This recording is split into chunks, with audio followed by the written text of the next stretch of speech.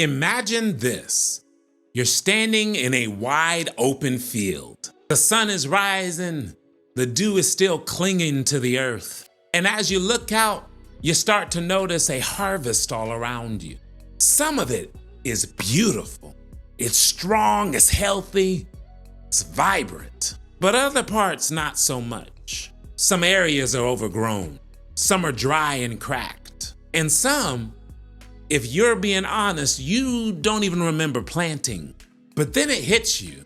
This is your field. And every seed that grew here, the flowers, the weeds, were cultivated by you.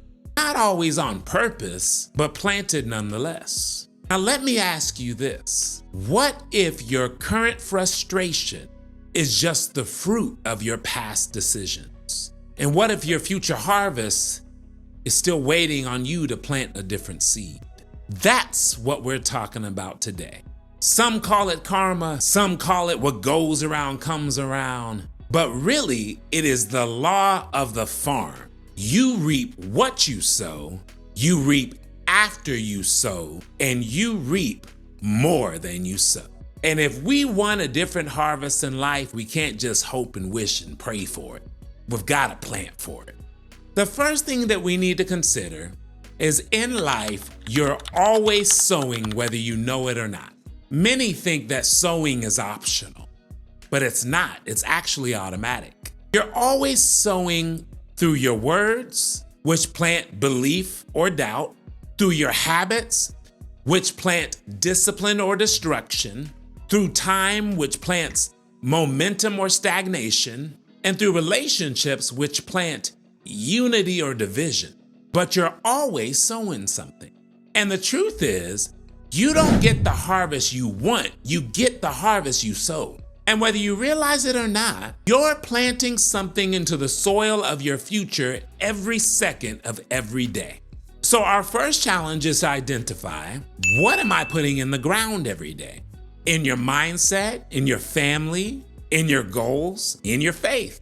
Because the harvest don't lie. In fact, one of the laws of the farm is that every seed produces after its kind. It would be crazy of me to plant tomatoes and come harvest time, be mad that they're not cucumbers.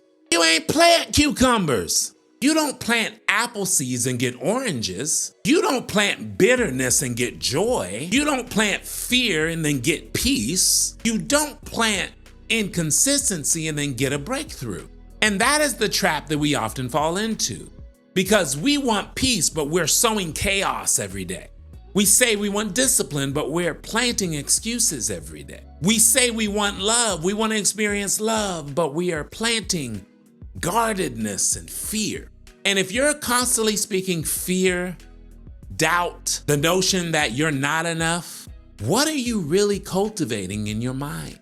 Think of a harvest in your life right now that you don't like. Now be brave, trace it back to what you've been planting. Where did it come from? What patterns planted this outcome? Because until you name the seed, you can't change your harvest. Another factor in the law of the farm is that you reap more than you sow. And this part of the principle becomes exciting but sobering at the same time. You mean to tell me I don't just get back what I'm putting in the ground, I get more? If I put an apple seed in the ground, I don't get back an apple, I get back a tree. One seed of corn doesn't produce one kernel, it produces a stalk with hundreds of kernels. It is the law of multiplication. So how can this work practically? 5 minutes of gratitude can ripple into hours of peace throughout your day. One harsh word at the wrong time can create tension in your relationships for days. One generous act can start a chain reaction of healing in someone's life. And that is the power of the seed. But here's the caution. The same power that works for good works for harm. Your words multiply, your habits multiply, your relationships multiply, and your choices begin to compound on top of each other. So I ask you, what's multiplying in your life right now? Did you mean to grow it? So you reap more than you sow, but you also reap after you sow. And this is where Many give up. They plant today and expect to see fruit tomorrow. But sowing doesn't work that way.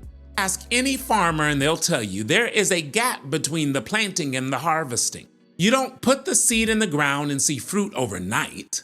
You don't start working out and see a six-pack the next day. You don't build character in one decision. Growth takes time. It's a journey. You've heard that before. And this gap, the waiting season, is where your faith is often tested. It's where many of you are tempted to dig up the seed out of the ground and say, that doesn't work. And the challenge that we're presented with is to stand firm on our decision that we are not going to dig up and doubt what we once planted in faith. So let me remind you that just because you don't see it yet doesn't mean it's not working. And it is impossible for any seed to grow in one direction. There's the gravitropic nature of a seed and the phototropic nature of the seed. The gravitropic nature is what's growing underground, and the phototropic is what everyone gets to see. But you have to grow down before you can grow up.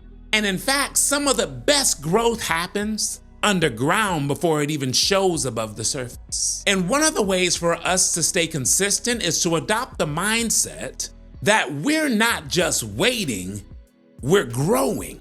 Not every season is about fruit. Some seasons are about roots. In winter, trees look dead. No fruit, no leaves, no sign of visible life. But underground, they're getting stronger. Their roots are growing deeper. They're preparing for the next season. And if you're in a winter season right now, I want to encourage you with this. Winter is not the absence of growth, it's the preparation for greater growth. So what do you do in your winter? Maybe you learn something new. Maybe you heal quietly. Maybe you build habits without applause. Maybe you strengthen your mind, or maybe you reinforce your vision. But never forget that winter is where champions are made up. Too many people are planting seeds based on their past and not their vision. I have a saying that came to me one day, and it was sow it forward. And all sow it forward means is to plant what you want to see, not what you have already experienced. If someone betrayed you last year and you enter this year guarded, bitter, suspicious, you're still sowing yesterday's seed. You're still planting pain where there should be purpose. And people that are stuck in bitterness are still sowing seeds from yesterday's offenses. So maybe it's not bitterness, but what in your life are you sowing backwards? Where are you letting hurt and not vision decide what goes in the field? It's time to flip that and sow it forward. Sow based on where you're going and not where you've been. Now, normally when people talk about sowing seeds, they're talking about generosity. And yes, generosity is one of the things that you can sow. But sometimes sowing looks like putting forgiveness in the ground where you've been wronged. Sometimes it means putting discipline in the ground when no one's watching. Maybe it's meaning encouragement when you're tired. Maybe it's putting excellence in the ground even though you feel unseen. But I want you to remember this. Every time you show up with integrity, you're sowing identity into your future self. So the world might not clap, the algorithm might not notice, hey creators, but the seed is still going into the ground. And sometimes the harvest is in the character and who you're becoming. So no matter what you're planting, know this, you will harvest something. You can't live a life where you're not sowing, which in turn means you can't live a life where you're not harvesting and getting something back. Something is growing, even if it's weeds. Not choosing is still choosing. Not planting intentionally is still planting something. There's no standstill in life. There's either forward or backward. And here's the final truth. You are not just a sower, you are a cultivator. You don't just plant, you protect the field. You pull the weeds and the heat. You decide what stays, and yes, you decide what goes. So you can either gain a harvest through intention, or you can gain a harvest through neglect. But you're the one in charge of your soil. You reap what you sow. You reap more than you sow. You reap after you sow. And if you don't like your harvest, it's time to change your seed. And I leave you with this question. What's one seed you're choosing to plant today? On purpose. Not by habit, not by hurt, not by default. On purpose. Because when you plant on purpose, you live on purpose. Always remember that growth is a journey, it's not a destination. I'm in it with you, and I'll see you on the next one.